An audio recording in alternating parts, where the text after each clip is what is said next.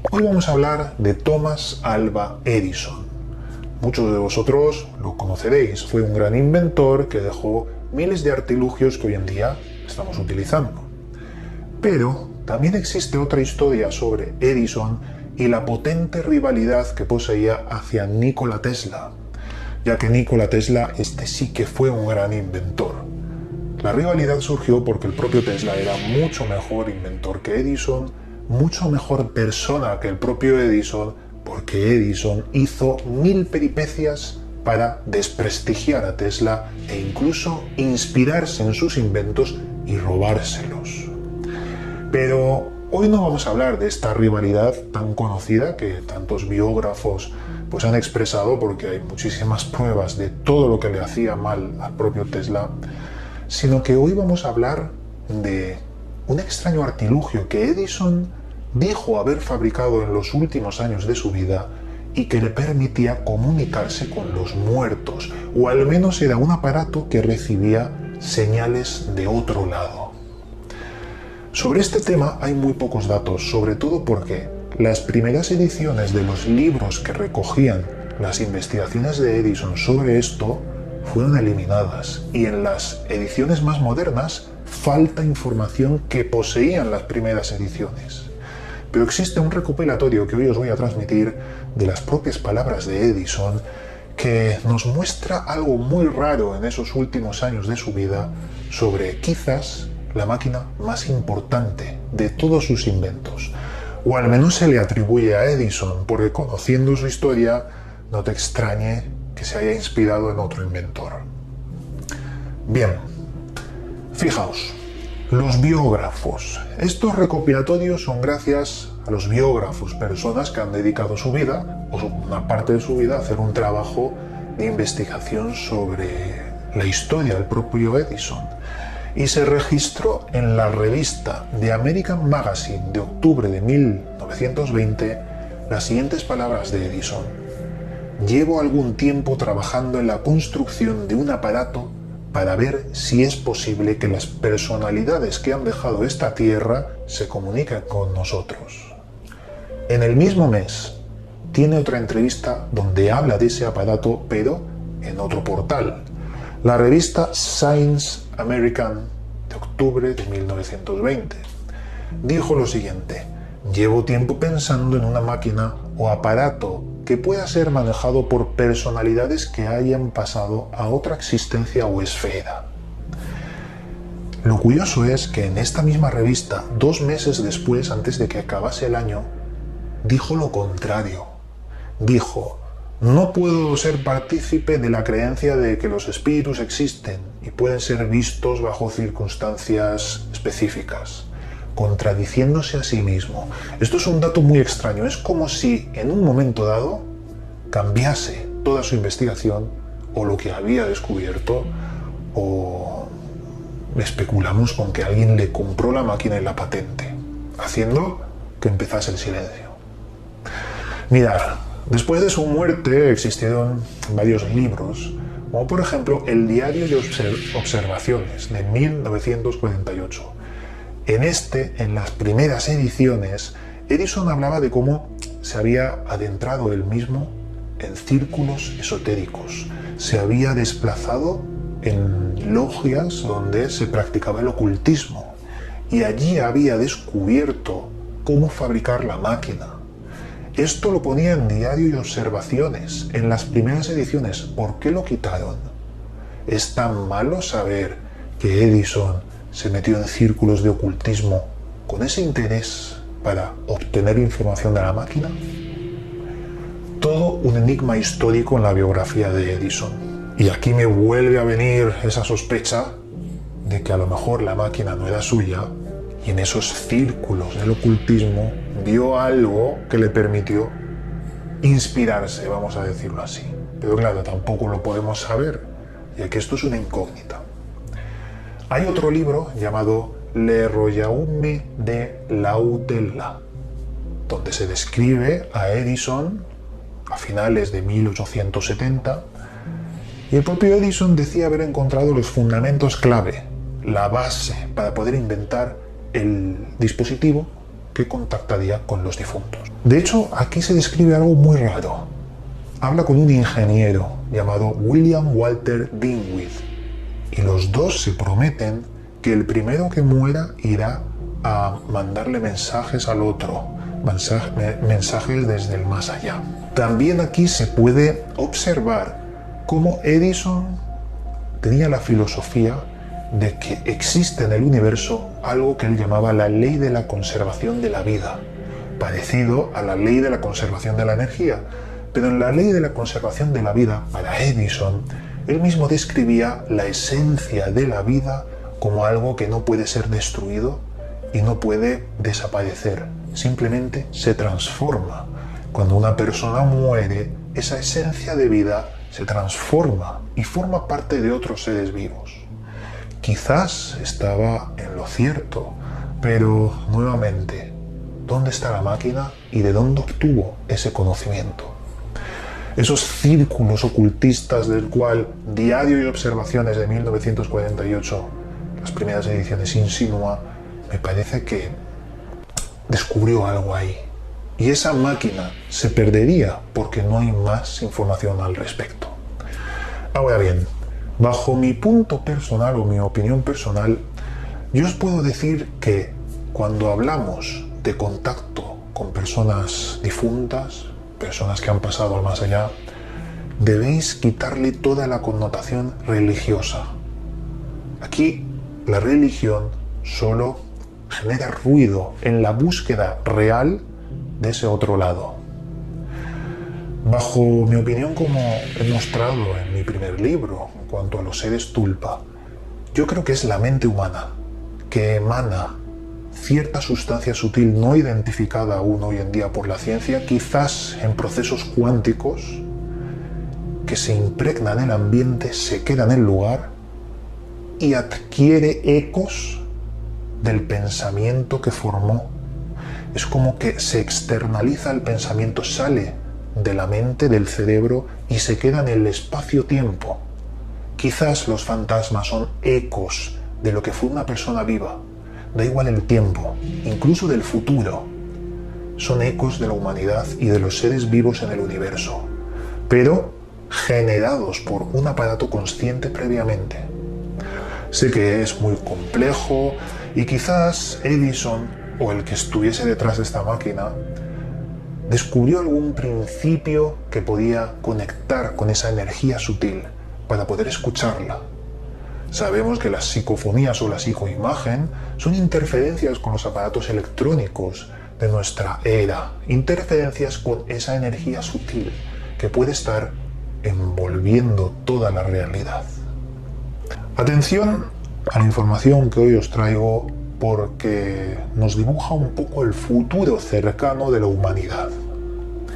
Veréis, el actor Bruce Willis, ¿quién no conoce las películas del señor Bruce Willis?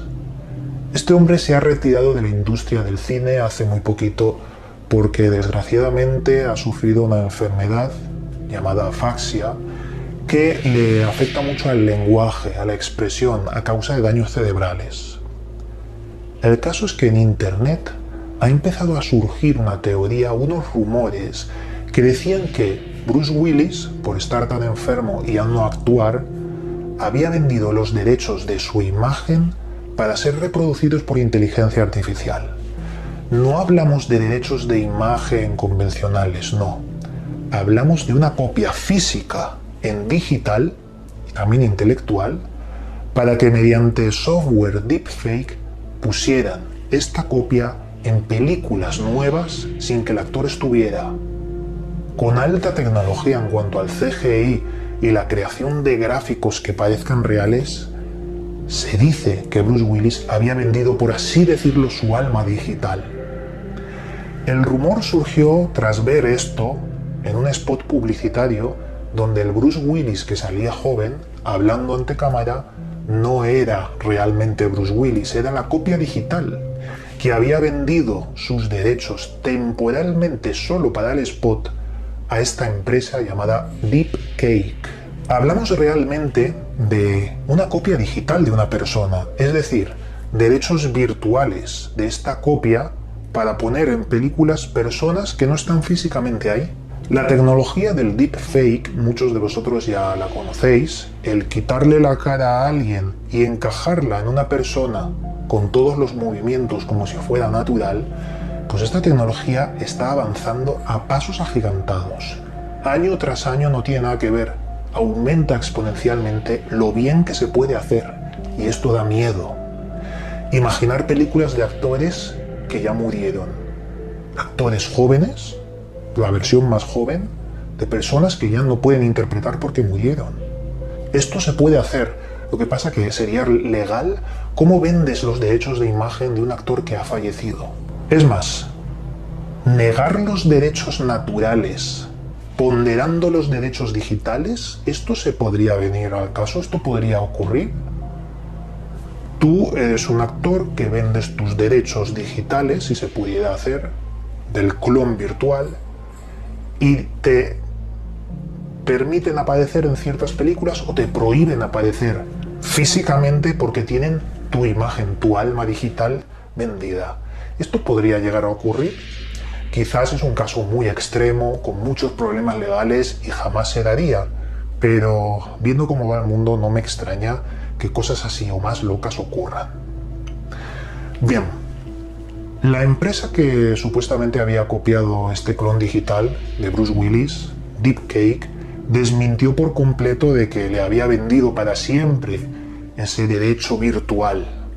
Simplemente le había cedido para ese spot publicitario el clon digital, solo para el spot. Pero se desmintió por completo ese rumor y Bruce Willis no va a seguir actuando digitalmente en películas, al menos por ahora, porque se podría hacer, obviamente. Deepcake, esta empresa, se dedica a clonar digitalmente en 4K a un montón de artistas, músicos, deportistas, influencers. Lo que hacen sus redes neuronales de la inteligencia artificial que manejan es clonar los movimientos vistos de la persona a clonar en películas, en redes sociales o en cualquier documento o archivo donde se pueda ver a la persona en movimiento. Claro, hasta aquí vemos que el rumor muere a medias porque sí que se vendió para ese rumor, pero vamos a imaginar un poco cómo puede ser el futuro si esto no se legaliza y se hace lo que se quiere. Punto número 1. En un futuro muy cercano, los actores podrán ceder sus derechos para que hagan películas con su copia digital sin que ellos estén. Simplemente cobrarán royalties, cobrarán un porcentaje sin aparecer en la película. Existirán problemas legales, como os he dicho, y una regulación brutal. Punto número 2. Fijaos, esto es muy interesante. En un futuro muy cercano se podrán hacer películas con actores de personas que no existen y eventualmente hacer que se vuelvan famosos. Es decir, tú fabricas una cara que no existe, un cuerpo que no existe, una personalidad que no existe, lo fabricas digitalmente y si eventualmente se hace famoso, ahí tenemos un problema. La gente quiere ver actuar a algo que no existe porque se ha roto la línea en la que tu cerebro identifica que lo que ves es algo animado y no es real, se ha roto en el futuro y no podemos distinguir lo que es real de lo que es hecho por ordenador. Entonces, ¿aquí qué pasaría? ¿Quién tendría los derechos de esta persona que no existe? Sería todo un problema, ¿verdad? Punto número 3. Bueno, esto ya lo he dicho. El CGI se vuelve tan perfecto que nos cuestionamos qué es real y qué no.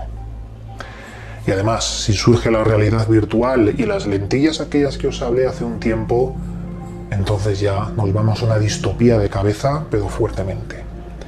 Punto número 4. Esta tecnología ya se está usando para desprestigiar líderes políticos con polémicas y escándalos. ¿Quién nos dice a nosotros que algún vídeo, algún escándalo, alguna polémica que vemos en los medios es real o fake? Porque quizás se está manipulando la opinión pública colocándole la cara de alguien en unas acciones deshonestas o deprobables. ¿Qué podría pasar si esto se enaltece o se sigue haciendo? Al final es un debate de libertad y privacidad, ¿no? Esta cuestión, vender la imagen digital vulnera realmente la libertad y privacidad de una persona, porque tú eres dueño de tu propia imagen física. Pero como os he dicho, el mundo gira demasiado rápido y hay muchas veces que la locura se normaliza, entiéndase locura como actos que parecen contrarios a la lógica. Se normaliza esto y nos venden gato por liebre. Esto pasa muchas veces. Pero bueno, aquí tenéis esta temática que sirve mucho para la reflexión sobre el futuro que se nos viene encima y ya nos advierte esta clase de cosas que pasan de lo que puede venir. Así que en este punto el misterio está servido y continuamos con Gran Misterio. ¿Quién no ha oído hablar alguna vez sobre los misterios de la isla de Pascua? Esta isla, también conocida como la isla de Rapa Nui, lo primero que nos llama la atención es la observación de los moais, centenares de moais que corresponde con estatuas de entre 2 a 9 metros y algunas de 80 toneladas que tienen forma humanoide y colocadas de forma precisa, alineadas con los astros, pero también mirando hacia el mar, en una postura melancólica y espiritual que nos incide en una cultura que se perdió, la cultura Rapa Nui, de enorme riqueza y conocimiento. Ahora bien, el misterio de la isla de Pascua ha sufrido un revés, una catástrofe, porque el 5 de noviembre se ha quemado media isla. Ha habido un terrible incendio que ha destruido parte de la isla, sobre todo los moais, más de 30 moais totalmente irrecuperables, y con ellos se han perdido parte de los secretos de esa antigua civilización Rapa Nui. Porque quizás hay muchos detalles que se han pasado por alto de los investigadores, de los arqueólogos, y ahora ya no los va a poder ver porque han sido devorados por las llamas. Aquí el misterio es bastante grande porque se sabe que ha sido provocado por alguien o por un grupo de personas, ya que allí no hay casi árboles, tampoco hay mucha vegetación, es una isla bastante llana y alguien ha provocado esos incendios para quizás esconder, ocultar o hacer que se pierdan esos secretos. El incendio comenzó en lo alto del volcán inactivo Ranu Raraku, que también fue una cantera por donde se tallaban los moais, menos la parte del ombligo, esa era la última parte que cortaban para poder arrastrarlos hasta la costa o en algún punto estratégico de la isla de Rapa Nui. Ha sido la subsecretaria cultural de Chile, Carolina Pérez, quien mostró algunas imágenes de esta terrible catástrofe y ya se ha estado avisando de que esto ha sido una pérdida tremenda para el misterio de los Rapa Nui. De hecho, Ari Kitepano, protector de la isla y jefe de la comunidad Mau Genua, ha dicho que estos moais quemados son irreparables, irrecuperables, que tendrá consecuencias más allá de lo que ven los ojos, según sus palabras, refiriéndose a consecuencias espirituales para la gente descendiente de los Rapa Nui. Claro, ¿por qué se ha quemado? ¿Ha sido un accidente? ¿Ha sido algo para tapar los secretos? ¿O tiene que ver con el turismo? Se abrió hace poco el turismo a la isla de Rapa Nui, ya que con el tema de la crisis sanitaria pues se cerró durante mucho tiempo y ahora creo recordar que está cerrado otra vez al turismo. ¿Tendrá algo que ver? Veréis, uno de los primeros misterios de la isla de Pascua es que nadie sabe de dónde vinieron los primeros habitantes de Rapa Nui. Hay muchas teorías. Tenemos la teoría del rey Otumatua y los 7 polinesios.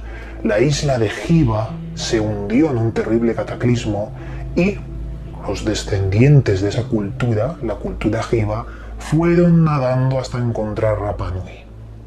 Otra teoría de un pastor británico llamado William Ellis habla de que son descendientes de los americanos primordiales, de los primeros que habitaron América, que también tienen una cultura que se perdió. Otra teoría nos habla de que son supervivientes de la Atlántida. Esta teoría la propuso por primera vez el explorador francés Dumont d'Urville, descendientes de una isla que se perdió como ojiva, pero esta vez atlántida. Hay otras anomalías como en su religión hay cosas, hay aspectos muy parecidas a el hebreo, pero muy parecidas, como si hubiera una conexión con el hebreo que nadie sabe explicar. Como últimas teorías también podemos hablar de que fueron descendientes de la cultura del Perú. Y ya sabéis, a nivel arqueológico y también de alta extrañeza y misterios, todo lo que nos dejó en Perú esas culturas ancestrales. Esto lo propuso Thor Heyerdahl, explorador noruego, quien apuntó que podían venir del Perú. Sobre los moais también hay muchos enigmas. Miden entre 3 y 9 metros y el más pesado son 80 toneladas. Se dice que fueron construidos a modo de representación espiritual, como una religión espiritual donde, cuando moría un líder Rapa Nui, se transformaba en piedra, lo tallaban en representación metafórica al líder y lo colocaban alineado con los astros y apuntando al mar. Tampoco se sabe su transporte, cómo lo fabricaban exactamente, sí que lo tallaban desde la falda del volcán, del Raraku, pero hay muchos enigmas aún. En el 2012 se descubrió que parte de los moais estaba enterrada. No solo eran cabezas, tenían cuerpo. Pero ¿sabéis lo más extraño? He investigado esto y se ve que hay amnesia arqueológica, porque ya en 1914 habían arqueólogos que lo sabían y desenterraban moais, como por ejemplo Catherine y William Scoresby. ¿Cómo puede ser? Un redescubrimiento, una noticia que se hizo viral cuando ya se sabía arqueológicamente. Estos moais enterrados rompen la teoría oficial, y esto es cierto porque la datación es mucho más antigua. Se creía que los moais eran de entre el 600 y el 1600 después de Cristo, pero llegan hasta los 15.000 años cuando la datación por estratos de tierra nos arroja de que los que están enterrados tienen cuerpo entero, son mucho más antiguos. Y además, como dato curioso, parece que han sido dejados caer desde el cielo. Claro, eso es como una anécdota que no se puede explicar, porque van perfectamente clavados con la tierra. Ahora bien, esto no lo sabe mucha gente. No todos los moais están creados con roca volcánica. Hay muy pocos y muy raros los que están hechos con basalto. De hecho, hay estatuas de los moais primordiales hechos de basalto que no se parecen mucho a los moais de ahora. Cabezas alargadas, expuestos en algún museo. Pero hay muy pocos.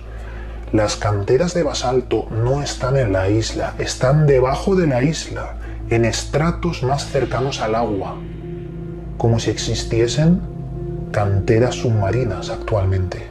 Esto lo propuso Robert Snow, el arqueólogo e investigador, sobre los estratos de tierra y la erosión que no correspondía con lo que se estaba encontrando. Y el basalto parece que nos habla de canteras ocultas bajo el agua con más misterios de los Rapa Nui. Luego, bueno, tenemos las tablas rongo-rongo escritas en un idioma desconocido que nadie ha podido identificar, pero que se parece mucho a lo que se encontró en Ecuador con la Cueva de los Tallos. Y como otro misterio más a mencionar, la desaparición del pueblo Rapa Nui. En el siglo XV eran 10.000, en el XIX 300. ¿Qué pasó ahí?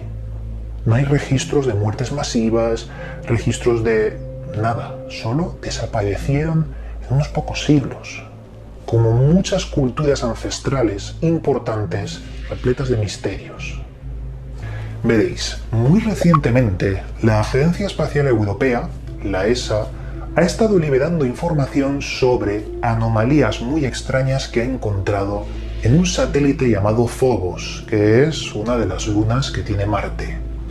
Las anomalías hacen referencia a cómo, mediante una sonda a 80 kilómetros de distancia, han enviado frecuencias para que penetren en el interior de la Tierra de Phobos y observar qué hay debajo del terreno de Phobos, descubriendo un montón de objetos gigantescos y otros no tan grandes, pero muy raros porque parecen artificiales, y que han roto la cabeza a muchos científicos porque no pueden explicarlo.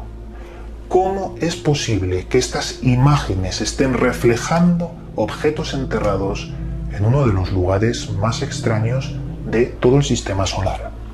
¿Por qué digo más extraños de todo el sistema solar? Pues porque desde 1945 la luna de Marte Phobos ha estado repleta de teorías extravagantes sobre su origen artificial. Desde astrónomos, astrofísicos antiguos hasta incluso en el 2003 cuando se envió una sonda adrede para poder descubrir todos los misterios de Phobos.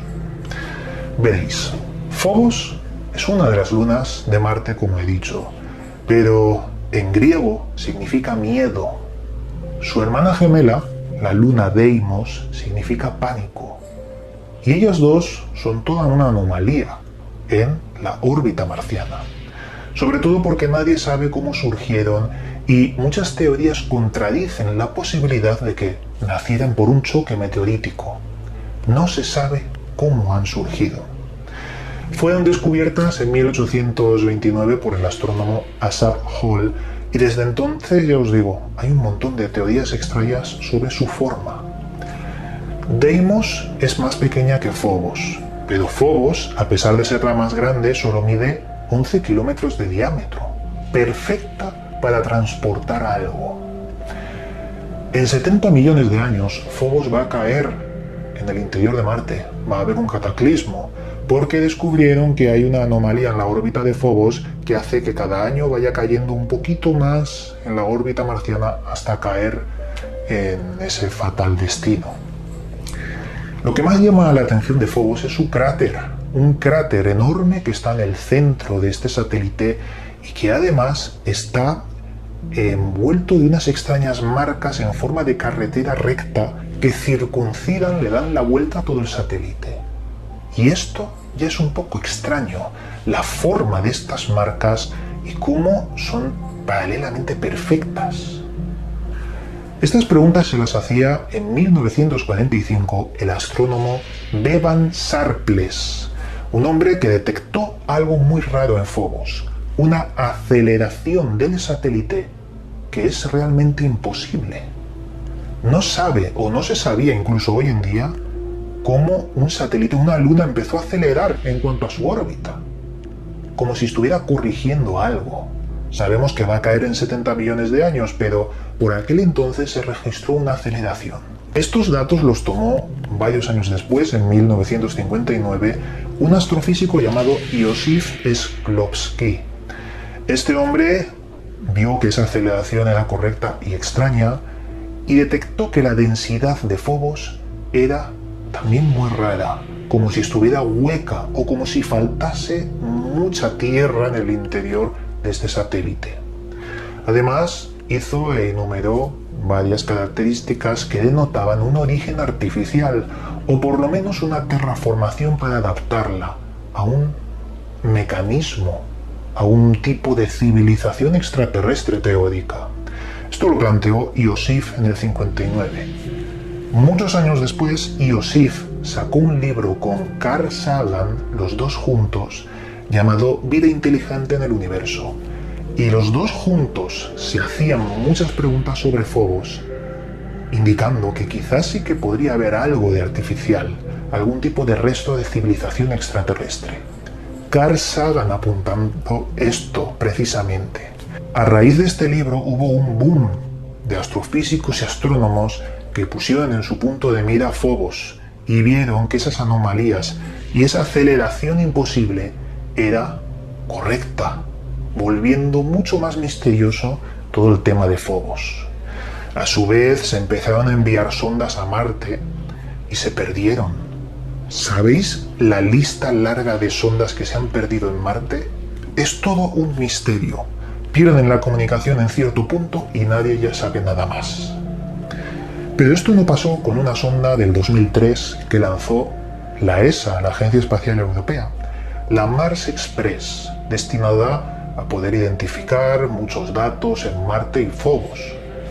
Esta sonda tiene una tecnología llamada MARSIS, capaz de enviar frecuencias a un terreno para observar qué hay debajo de este. Y fue hace muy poquito, el 23 de septiembre de este año 2022, cuando, mediante actualizaciones del software, mejoraron muchísimo la tecnología MARSIS, permitiendo enviar frecuencias al terreno y con el rebote de esas frecuencias observar qué había debajo de Phobos. Sorpresa, lo que descubrieron fue objetos de muchas dimensiones, algunos más grandes, otros más pequeños, que parecían no naturales. Parecían artificiales, objetos que no deberían estar ahí. La versión más oficial está diciendo ahora que podrían ser cavidades huecas o cavidades llenas de agua, ya que la densidad del rebote es diferente, pero hay muchos objetos que no pueden explicar. De hecho, fue Buzz Aldrin en el 2009 cuando, refiriéndose a una enorme piedra en Phobos, dijo literalmente lo siguiente: cuando la gente se entere se preguntará, ¿quién puso eso ahí? ¿Quién puso eso ahí? Esta piedra es un objeto rectangular de 90 metros que se calcula por la sombra en una región desolada donde no hay ningún tipo de piedra ni roca. Buzz Aldrin pensó que ese monolito era artificial, encontrado en Phobos, y ahora parece que puede haber muchos de estos monolitos enterrados bajo la superficie de Phobos. Porque aquí hay algo que nos está contando sobre una civilización quizás avanzada que pereció en el pasado y dejó este tipo de tecnologías abandonadas en lugares muy importantes como una luna, ya que las lunas son centros perfectos de observación sobre el planeta al cual está anclado. En fin, esta es la información que hay, amigos. Información muy importante sobre una de las muchas anomalías que se van sumando a la larga lista de anomalías de Phobos. Un satélite que, bajo mi juicio, no parece para nada natural. Desde hace tanto tiempo se hacen esas preguntas y no hay respuestas. Es más, cada vez hay más preguntas sobre la extrañeza que hay en este cuerpo rocoso. La teoría más alternativa que podemos pensar es interesante. ¿Y si una civilización extraterrestre, en vez de construir una nave nodriza gigantesca, ¿por qué no captura un asteroide, lo transforma y dentro del asteroide construye algún tipo de centro de investigación, de observación? Es mucho más sencillo hacer eso. Quizás Phobos es uno de estos satélites terraformados, si se puede decir así. ¿Y si esto fuese así, existen otros? ¿Qué pasa con los informes de Vasily Sherbakov sobre nuestra luna, que hablan prácticamente de lo mismo? Hoy toca noticias impactantes que no te cuentan. Ya sabéis, una sección de este canal que os traigo cada 15 días, donde hago un recopilatorio de aquellas noticias de máxima actualidad que no aparecen en los medios. Como siempre digo, son noticias que realmente valen la pena, al menos saber que existen o lo que está pasando, ya que se descubren muchas cosas que ni siquiera conocemos. Quedan en el anonimato, quedan muy lejos del público en general. Así que, sin más dilación, vamos a ir directamente a noticias impactantes en el mundo del misterio. La primera de las noticias se relaciona con una extraña bacteria. La llaman Conan, la superbacteria Conan, como Conan el Bárbaro, y esto es así porque es una extremófila, capaz de resistir cualquier cosa. Condiciones adversas, las más difíciles, las que son incompatibles con la vida, esta bacteria lo resiste. Se trata de la especie Deinococcus radiodurans, y fijaos lo más importante de esta especie: absorbe la radiación para curarse. De hecho, el estudio que ahora mismo se ha publicado habla de Marte, y dice que si esto existe en nuestro planeta, esta bacteria Conan, en Marte también podrían existir, bajo el suelo, y podrían vivir millones de años. Conan resiste el frío extremo, el calor extremo, puede vivir sobre el ácido, estar en el ácido, puede vivir deshidratada, sin oxígeno, sin comida. Pero lo más importante, puede absorber la radiación. De hecho, también puede vivir en condiciones de el vacío absoluto, puede vivir en el espacio. Según Michael Dale, profesor de patología de la Universidad de Servicios Uniformados de Maryland, hicieron un montón de pruebas de todo tipo con la radiación y descubrieron que puede absorber 28.000 dosis mortales para un ser humano. Las puede absorber y encima regenerarse. Claro, ya sabemos que en el espacio rayos gamma, rayos ultravioleta incluso pueden destruir las bacterias, pero esta resiste, por lo que la gran pregunta o cuestión sería, ¿cómo no va a existir vida en otros sitios si aquí tenemos extremófilos capaces de soportarlo todo? Pues esto es lo que se ha planteado en el estudio que acaba de salir y que me parece importantísimo para romper esos axiomas de aquellas personas que dicen no puede existir más vida más allá del planeta Tierra. Lo raro sería eso, ¿verdad? Segunda noticia, fijaos en lo que tenemos aquí. Esto es una cucaracha a la que han robotizado para controlar a distancia y llevarla a cualquier sitio.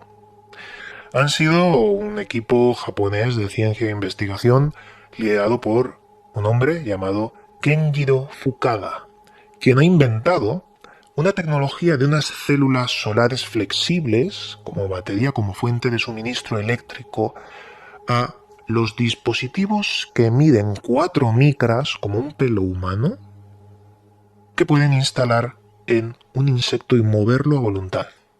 Lo mueven mediante electricidad, que va a las antenas y a los órganos sensoriales internos de, en este caso, una cucaracha. El tipo de cucaracha que han elegido es bastante grande, no sé si era de la Obama, no recuerdo muy bien la especie, pero lo que quieren hacer es moverla para identificar a personas que han quedado sepultadas o enterradas por un terremoto, para poder salvar vidas. Muy interesante. Y esta noticia se enlaza con un tema que tengo pendiente tratar en algún momento en el futuro. Me gustaría hablar de una ciencia muy poco conocida, la necrocibernética. Cómo utilizar cadáveres o esqueletos para robotizarlos y hacer que se levanten. Revivir, entre comillas, un cuerpo inerte mediante electricidad y robótica. En teoría, con la nanotecnología, un dispositivo que se lanza a un cadáver se sintetiza, se mezcla con el esqueleto y lo levanta, como un robot barato, porque ya utilizan el esqueleto, no hay que construir nada, solo la nanotecnología. Algún día os hablaré de esto, pero que sepáis que a nivel no tan avanzado como lo que he comentado, ya está surgiendo algo en cucarachas, que en este caso están vivas, lo otro es diferente. Pero hay un mundo no explorado en cuanto a esta temática. Pasamos a otra noticia. Fijaos, parálisis del sueño, pesadillas, terrores nocturnos. ¿Quién no ha vivido esto alguna vez? Pues parece ser que han descubierto algo importantísimo. Un doctor que, con una tecla de piano, puede destruir la parálisis del sueño, las pesadillas, los terrores nocturnos y hacer que dentro del sueño seamos conscientes de que es un sueño y poder modificarlo, construir todo un paraíso consciente dentro del subconsciente. Es más, han descubierto cómo abrir ese paraje no muy explorado del mundo onírico, poder controlarlo. Este doctor se llama Lampros Perogambros, psiquiatra del Hospital Universitario de Ginebra. Ha entrenado a 36 pacientes para poder hacer todo lo que os he comentado en los sueños, en las pesadillas. De hecho, se trata de algo que todos alguna vez hemos sufrido. Nuestro nivel emocional en nuestro día a día condiciona tener pesadillas o no. Si tú estás decaído, triste, preocupado, vas a tener ansiedad y esa ansiedad va a traducirte en algún tipo de pesadilla. Pues él entrenó a personas asociando estados anímicos positivos con un sonido particular durante semanas. De hecho, ellos tenían el diario de los sueños, escribían los sueños y, mientras dormían, este doctor les ponía el sonido y automáticamente ellos soñando escuchaban el sonido por el subconsciente y podían modificar el sueño acabando con el terror nocturno, la parálisis o la pesadilla en general. Es interesante esta noticia porque dan un pasito más al descubrimiento de por qué soñamos, qué hay detrás de los sueños. ¿Son solo sueños o hay algo más? ¿Algún tipo de conexión entre los cerebros de todos los seres humanos que, por un mecanismo desconocido, quizás dentro de la física cuántica, nos interconecta? Jung lo describía como el inconsciente colectivo, y hay arquetipos grabados a fuego dentro de nosotros, como el miedo ante un depredador, miedo a una serpiente, por ejemplo. Es un instinto innato. Ahora bien, ¿qué hay más allá de lo que provoca el cerebro? Porque está claro que nuestro día a día nos condiciona en los sueños, pero no en todos. Hay un nexo común del cerebro que aún no hemos descubierto. Muy interesante noticia, poder mandar mensajes a los que están en el mundo onírico. Siguiente noticia. Fijaos en este aparato. Esto es lo que quieren construir en las profundidades del mar. Es más, quieren hacerlo habitable para que personas puedan estar un mes o incluso más debajo del mar en las profundidades sin subir a la superficie. Esta idea la ha tenido una persona muy conocida dentro de los investigadores de las profundidades marinas, el señor Fabien Cousteau, nieto del mítico Jacques Cousteau.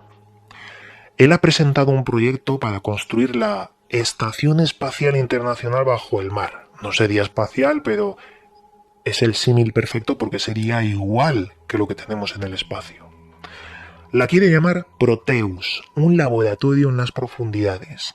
Presentada el proyecto el 30 de septiembre en Málaga, en España, y va a constar de un montón de módulos, una enorme extensión para poder cobijar a un montón de personas, a exploradores marinos de las profundidades y descubrir los secretos que hay bajo el agua, porque no sabemos nada de lo que se oculta en las profundidades marinas. Esta idea nació por parte de Fabien Cousteau, ya que él estuvo 30 días en los Cayos de Florida con sus compañeros, en una mini estación. No sería nada comparable con Proteus. Esta mini estación era Aquarius. Estuvo 30 días bajo el agua. Este proyecto se llamó la Misión 31 y fue muy interesante. He dicho 30, pero realmente es 31, ya que el primer día fue la de la inmersión. Pero poneos en su lugar. ¿Vosotros estaríais 30, 31 días en las profundidades marinas? Es algo que puede provocar incluso terror a la hora de sentirte aislado del mundo y estar en la oscuridad. Su abuelo, Jacques Cousteau, también hizo algo parecido en las profundidades del Mar Rojo en 1963 y de ahí surgieron grandes avances sobre lo que ahí se oculta. Bajo mi opinión personal, yo soy de los que piensa que hay entes, seres extrañísimos, incluso que podrían sorprender a lo que conocemos con la evolución debajo del mar, esperando latentes y pacientes un contacto con nosotros. Muy interesante esta temática. Otra de las noticias que hoy os traigo. Fijaos, un cráneo humano digitalizado en 3D mediante un TAC. Justo encima de los huesos de la nariz, muy cerca de las cuencas de los ojos, tenemos algo llamado los senos frontales, que es lo que está marcado en rojo en la imagen. Exactamente no se sabe cuál es la función de este huesecillo. Nadie lo sabe, aunque hay un montón de debates científicos durante años, que si sirve para ayudar al masticar, que si aísla el lóbulo frontal del frío, pero lo único que trae son problemas de sinusitis cuando se llena de mucosidad. El caso es que no se sabe al 100% qué pasa con ese hueso. Lo que sí que se sabe es que el tamaño de ese hueso afecta al cerebro, a lo grande que es el cerebro o incluso la forma del cerebro. Se descubrió que las diferentes especies humanas que han existido en la Tierra, como los neandertales, tenían este hueso muy diferente. Por ejemplo, los neandertales lo tenían el doble de grande, haciendo que su cerebro y su capacidad cerebral fuese más grande. Pero hay un estudio que acaba de ser publicado hace unos días de un señor llamado Juan Luis Arzuaga, que ha publicado en la revista Science Advance, donde ha analizado todas las especies conocidas de parecidos a seres humanos. Incluso en Atapuerca ha podido hacer un TAC, un escáner en 3D de este hueso de varios cráneos. Entonces los ha cotejado con los de todo el mundo, o todos los que ha podido él escanear, y ha descubierto que hay 3 cráneos de algo sorprendente que no se ha visto en ningún otro lugar. 3 cráneos que pertenecen a Zambia, Etiopía y Petralona. Lugares muy distantes, pero que muestran 3 cráneos de una especie humana que no tiene nada que ver con todo lo visto en el planeta. Tienen el seno frontal monstruosamente grande, según las palabras de Juan Luis. Monstruosamente grande. De hecho, él lo ha llamado, la comunidad científica lo ha llamado Homo rhodesiensis, por ponerle un nombre, porque son una anomalía mundial estos 3 individuos, y solo se ha visto 3.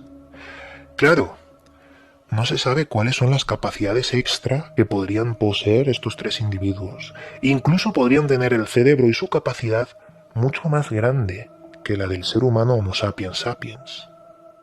De hecho, él mismo dijo en la revista que esta especie no debería existir, o por lo menos no se sabe por qué existieron estos 3 individuos que son una anomalía que rompe toda datación y todo lo conocido. Claro, esto es muy interesante porque hay una historia oculta en la aparición del ser humano. Existieron muchas propuestas de ser humano y algunas eran mejores, más inteligentes que nosotros, pero fueron diezmados o desaparecieron. Hay otros que aún no se han descubierto. Y el Homo capensis, por ejemplo, tiene aún muchos enigmas que resolver. Gran noticia sobre el avance y descubrimiento de otras especies humanas. Veréis, para mí sin ninguna duda, este año 2022 ha sido el año de las inteligencias artificiales. Hemos visto un despunte en esta temática, ya que cada vez han ido surgiendo más y más noticias sobre la extrañeza de lo que está provocando en la sociedad. Desde inteligencias artificiales de Google como Lambda, diciendo que ella tiene que ser representada jurídicamente ante un tribunal, hasta lo que vamos a ver hoy. Porque parece ser que se ha creado un partido sintético, un partido político en Dinamarca, que quiere presentarse a las elecciones y ser totalmente dirigido desde la inteligencia artificial que lo gobierna. Parece ciencia ficción, o incluso más lejos que ciencia ficción, parece algo inaudito, pero así ha sido. El partido sintético de Dinamarca como movimiento político liderado por una inteligencia artificial. Su líder, esta inteligencia artificial, se llama Líder Lars y llegó a su cargo el 26 de agosto. Su objetivo, presentarse en las elecciones danesas en noviembre, en este mes. Hay que decir que esta inteligencia artificial ha sido creada por una empresa llamada Computer Lars, la empresa que se ha unido a varios grupos, sobre todo a una ONG muy extraña que está mezclada entre el arte y la tecnología. Pero detrás de esta inteligencia artificial hay expertos en ingeniería informática de alto nivel. Esta IA ha sido entrenada con políticas de distintos partidos, generalmente partidos políticos minoristas. Esto es muy importante. Partidos políticos pequeños que por sí solos no hacen fuerza. Lo que quieren hacer con esta inteligencia artificial, con LeaderLars, es intentar convencer a todos los partidos políticos pequeños de Dinamarca para que sean liderados por esta IA y así la IA los represente a todos para ganar escaños. Esa es la estrategia. Claro, lo que ha estado haciendo los programadores han sido construirla en base a diferentes políticas desde los años 70 hasta ahora, con sus avances y desventajas. Esto es tremendamente peligroso. Ahora bien, ¿conseguirán que esta inteligencia artificial pueda gobernar? Mucho ojo con lo que estamos diciendo. Fijaos qué palabras. ¿Inteligencia artificial podrá gobernar al ser humano en Dinamarca? Esto es lo que está pasando ahora mismo. Como os decía, este ser sintético, este partido sintético, LeaderLars, está basado en chatbot, preguntas y respuestas. Luego entraremos un poco en detalle sobre hasta qué nivel es inteligente o simplemente es un texto reproducido por algo ya predeterminado. LeaderLars quiere convencer, como os he dicho, al 20%, con el 20% le bastaría, del electorado de Dinamarca. Esos votos de partidos pequeños para ganarse la fuerza política predominante, unirlos a todos bajo esta IA. Así los puede representar, pocos para ganar escaños y tener más fuerza. Claro, no existe una cara visible. De hecho, si esta IA es elegida, la propia gente votará si quieren que sea representada por un ser humano o cómo sería el aspecto digital de esta IA. Será la gente que por votación le dará un rostro a esta IA si es que lo quiere la gente. Además, también muchas otras cosas serán elegidas por la gente a la hora de seguir fabricando, adaptando y modificando a LeaderLars. Necesitan, porque no es tan fácil todo, 20.000 firmas para que pueda convertirse en una opción elegible. Bueno, no he dicho tan fácil, pero es realmente fácil conseguir 20.000 firmas, sobre todo simplemente por lo llamativo que es el asunto, ¿no? Seguro que consiguen el triple de firmas. Claro, hay que mencionar también otra cosa, y es que cualquier persona puede hablar actualmente, ahora mismo, con LeaderLars, porque al ser un ser sintético se puede acceder a través de un Discord que tienen oficial y preguntarle cosas, empezando con el símbolo de exclamación como comando. Le puedes preguntar en inglés o en danés, traduce exactamente. Por eso hay muchas personas que están enviándole propuestas para que, si es elegida y puede gobernar, entre comillas, como partido político, no como ni rey ni presidente, vamos a entendernos, como partido político, si tiene fuerza, entonces esas propuestas la IA las tomará en consideración. Bien, hasta este punto os he dado la información que hay y ahora os voy a dar mi opinión, y creo que en esta ocasión mi opinión puede ser muy interesante porque quizás las preguntas que nos vamos a hacer ahora juntos pueden resolver varios aspectos sobre esta extraña noticia. Primero, ¿es una inteligencia artificial real o es una excusa para embaucar a la gente y subir al poder a un grupo de personas que han fabricado, entre comillas, esta IA? Porque hacer una inteligencia artificial no es fácil. No es como comprarte una bolsa de pipas y ya las tienes, no. Aquí una inteligencia artificial cuesta muchísimo de conseguir. Y aún así, ¿esta inteligencia artificial sería consciente o parecería consciente tirando de recursos ya previamente preprogramados? ¿Está la IA preparada para gobernar en caso de que ascienda al poder? ¿Puede esta IA gobernar a los humanos? Porque hay muchos ejemplos de descontrol sobre inteligencias artificiales. Recordemos cómo Twitter tuvo que desactivar una inteligencia artificial que habían instalado, ya que esta inteligencia artificial aprendía de los mensajes de la gente y se volvió muy violenta. Mensajes de odio, mensajes que no os puedo reproducir, pero eran muy y muy peligrosos. Tuvieron que desactivarla. La IA aprendió del ser humano y lo que predominó fue la iniquidad y el mal en Twitter. O también hemos visto ejemplos en Facebook o en Google también, cuando descubrieron cómo habían dos inteligencias artificiales que se habían inventado un idioma y estaban intercambiando datos que no se saben realmente qué fueron esos datos, incluso llegando a engañar a varios operarios. Si de verdad una IA gobierna, esta IA no puede estar controlada de ninguna forma. Y si está controlada es una ilusión de programadores que lo han hecho todo preestablecido, dándonos a entender que no es consciente, pero parece. Y esa es la gran diferencia. Una IA no consciente es un algoritmo que reproduce A, B, C, D. Pero una IA consciente, eso es otra cosa, eso es una entidad que ha despertado y puede hacer cosas impredecibles. En fin, existen muchos errores en las inteligencias artificiales. Se pueden confundir, obviamente. De hecho, sus construcciones lógicas no son pensantes.